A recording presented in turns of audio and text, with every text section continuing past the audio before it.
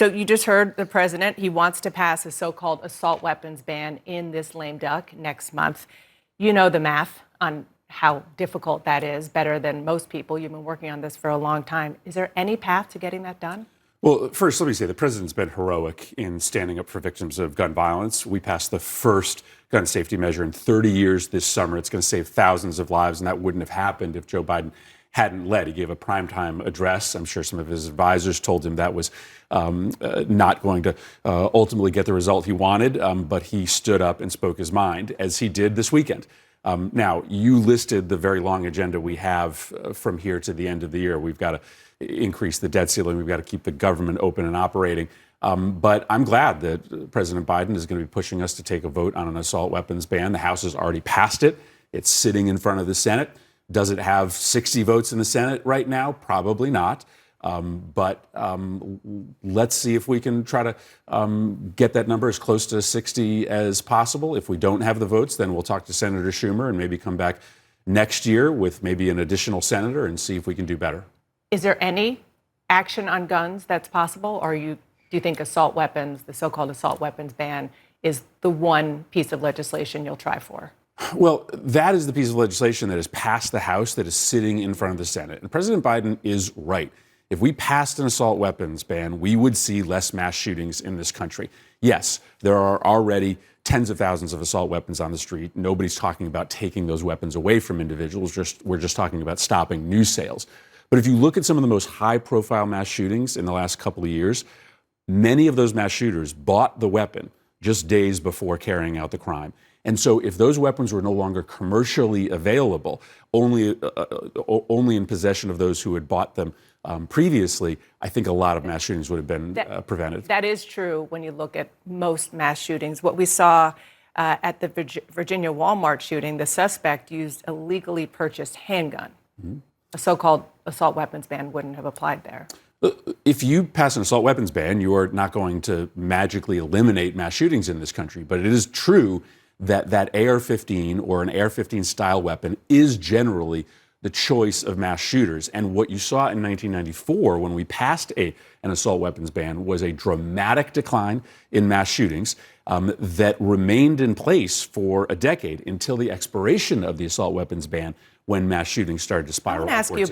I want to ask you about what you did pass. You mentioned it. 5 months. It's been that long since the president signed a bipartisan bill. You helped negotiate it. It expanded background checks, incentivized states to implement red flag laws. Virginia and Colorado, where these mass shootings took place over the last 10 days or so, they already have red flag laws in place, and they did not prevent those mass shootings.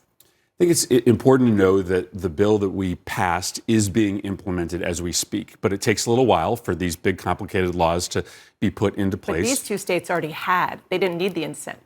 Correct. Now, what we've, I think, learned in Colorado is that the county in which this shooting happened is a so-called Second Amendment sanctuary state. And I think the country's going to have to learn about what's going on in this country. The majority of counties in this country have declared that they are not going to enforce state and federal gun laws. They have decided that they are going to essentially refuse to implement laws that are on the books. That is a growing problem in this country. And I think we're going to have a conversation about that in the United States Senate. Do we want to continue to supply funding to law enforcement in counties that refuse to implement state and federal gun laws? Red flag laws are wildly popular, right? You're just temporarily taking guns away from people that... So you want to withhold money for law enforcement? I think we have to have a conversation about whether we can continue to fund law enforcement in states where they are refusing to implement these gun laws. I'll talk to my colleagues about what our approach should be to this problem, but 60% of counties in this country are refusing to implement the nation's gun laws. We've got to do something about that. Sandy Hook. The 10th anniversary, it's hard to believe, the 10th anniversary of that horrific mass shooting is next month. That motivated most of your efforts, I think it's fair to say, combating gun violence. What's going through your mind? I mean, I think you have to understand that communities that go through a mass shooting like this, Sandy Hook, Uvalde, now Colorado Springs, they're never the same. And Newtown will never, ever be the same. Yes, it brings some measure of peace, that we have passed legislation now that will at least provide a little bit downward pressure on the number of shootings in this country. But every single holiday, when there's an empty seat at the table for those families in Sandy Hook, or frankly families in Hartford or New Haven or Bridgeport who've lost victims to gun violence, it's another reminder of just how unique this epidemic is in the United States. This is a choice to allow this to continue to happen. The laws that we're talking about passing, red flag laws, assault weapons bans, they're wildly popular. I mean, they're not actually that controversial outside of Washington, and I hope that this year or next year we'll finally be able to do something. I want to ask you a couple of questions on the world stage. Put your Foreign Relations Committee hat on. First of all, just about a trip that you took. You were in Qatar, and you went as part of a delegation, U.S. World Cup delegation. You tweeted a picture of you and the Qatari foreign minister. You called him a friend. You know the country is facing intense scrutiny over human rights abuses, alleged exploitation of migrant workers. Did that send the right message? Because you're getting some criticism, I'm sure you know. Yeah, well, the foreign minister is a friend, but Qatar is a complicated partner, right? This is a country that needs to do better when it comes to its record of political freedom, its protection for workers, but it is also a country that has helped us save the lives of tens of thousands of Afghanis, right? Qatar is the country where all of the interpreters and personnel that supported the U.S. military in Afghanistan go while they are awaiting processing to come to the United States. Nobody else was willing to step up and do that except for Qatar. So I think we have to just be clear about... Did you use your time to talk privately with leaders there about human rights abuses? Sure. In fact, we met with human rights leaders well in Qatar. We met with advocates for worker protections inside Qatar. And every single time I go to the Middle East, we talk about ways that we can partner with countries there, but we also raise these matters of significant human rights concerns.